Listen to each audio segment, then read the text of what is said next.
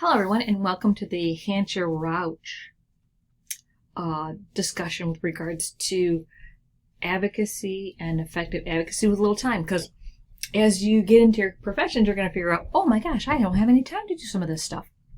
But there are some really great tips and frameworks within this particular article that I think you need to be aware of. So let's kind of go through it, all right? I like the way that they initiate the first part. Health advocacy is a central responsibility for health educators and public health practitioners. It is essential for you to advocate. Advocates, I love this, advocates may select the best strategy based on the needs of their target audience. That is your population. Who is it you're trying to get the message to? Okay, that's who you always need to kind of focus in on. So what's great about this too is that it brings in the end check. It brings in the CHES responsibilities, which I've been doing throughout the semester and last semester as well, and what you need to know. And I think that they pose a great question. Why are some health educators and public health practitioners reluctant to practice advocacy? So I want you to, as your application, why do you think that is, and what are some of the strategies you would think about? Now, you don't have to have right or wrong answers for this one, remember, because you don't really technically know who your target population is.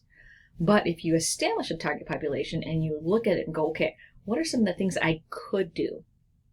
Again, could it be social media? Could it be crowdfunding? Could it be just developing a plan in general? Could it be, wait for it, asking your community and doing a GIS map of what resources are already available to them?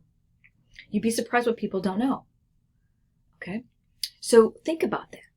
Okay? I love how they added this right here. Selling.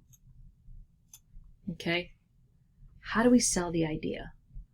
Okay? And knowing what that is in its context. I also like what they said down here too. To address some of these concerns, select strategies on a spectrum. Okay? So let's get into it. Going down here, text your members of Congress. Use social media. I like this. If you get a chance, I would like for you to explore the Resist bot. Okay, it's a texting tool, pretty easy to use. Most of you know how to text, so this would be a great way to connect with your officials, right? But you got to research what your officials are all about first, and that's key. So knowing how to do the research first is finding the right literature in a systematic or a scoping way such that you have the information to present and to text to your congressperson, your senate, your governor. So it could be like X number of individuals in the country are food insecure, or they have a disability, or they're hard of hearing, or that there needs to be a push for alternative and complementary medicines with regards to individuals with diabetes. Okay? Setting that stage, having that research, having what's out there being done. Okay? Social media tools. I mean, most of you are familiar with Twitter, Facebook, Instagram, TikTok, Snapchat, you name it. I mean, there's a whole bevy of them out there. Okay? One of the things I think is great is this right here. Many public health organizations use social media to stay in touch. LinkedIn. Okay? So kind of keep that in mind. And then they go through how each of them is used. Mailing lists. A lot of people don't use mailing lists. I probably should have covered that a little bit more greater detail. But I'm going to go down here. Phone calls. What? Actually making a phone call? Yeah, actually, that actually works. And sometimes it's great that you just, hi, my name is Julia Vandermal, and I'm with the Grand Valley State University. I'm interested in this, and you'd be surprised how many people will go, what? And great. As a matter of fact, got something on the east side of the state called the Friendship Circle. So Friendship Circle is an organization that advocates for the health of individuals with disabilities, developmental and intellectual disabilities. Love it. Picked up a phone call, got to talk to them, did a Zoom call.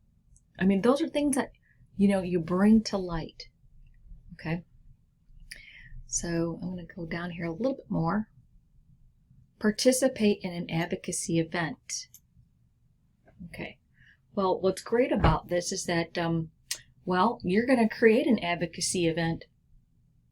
Okay? It's a lot more work than you think, but organizations like SOPI, the Society of Public Health Education, they do one every year with a bevy of topics that address advocacy and what we need to do, and how do we teach it, or how do we learn it, or how do we present it to others. Okay, and it can be done in a variety of ways. I like what they did down here. This is where I really want you to focus. What are some of the general advocacy tips? I like some of these. Save your legislators' contact information. Know the policies around advocacy and lobbying in your area or in your field. Do your background work. Know your facts. Okay, that's why the value of a scoping review is important. That way you get the data. You know the current literature. You can say Helton et al. Looked at food insecurity, food hoarding, food eating disorders of individuals in foster care. Now you can push for something like that and get legislation to take, okay, we need to do education on this. Okay. Here's another one I like. Never give up. If you're passionate about what you want to do, work in it. Get it done. Okay. And I thought that was kind of a great way to look at it too. Stay up to date on the current issues.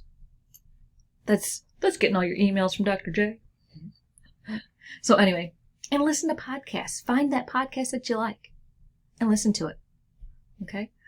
This concludes the article. It's a short one, but kind of gives you some good context to say, okay, I want to advocate.